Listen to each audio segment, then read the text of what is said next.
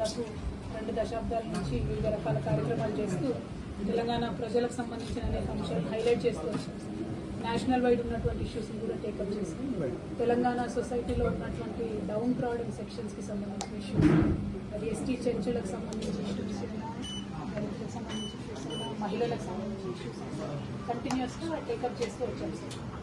అదే కోవలో మహిళా రిజర్వేషన్ కోసం దేశవ్యాప్తంగా రాష్ట్రాల్లో రిజర్వేషన్ ఉండాలన్న అంశం మీద ఢిల్లీలో 16 జాతీయ పార్టీలను ఒక దగ్గరికి తీసుకొచ్చి ఢిల్లీలో ఆ సందర్భంలో మా ముందు ఒక ప్రశ్న వచ్చింది. మహిళలు అనేటటువంటి విషయం మాట్లాడినప్పుడు సగభాగం ఉన్నటువంటి మహిళలు, అందులో సగభాగం ఉన్నటువంటి బీసీ మహిళలకు ప్రాతినిధ్యం ఇవ్వాలి, స్టాండ్ ఏంటి అని అడిగినప్పుడు మేము ఉత్తరాఖండ్గా జిల్లబద్దలో బీసీ కోటా ఉండాల్సిందే, కోటా ఉండాల్సిందే, మహిళా రిజర్వేషన్ మేము బలంగా వినిపించాము. అయితే మహిళా రిజర్వేషన్ బీసీ కోటా ఉండాలి అన్నారు.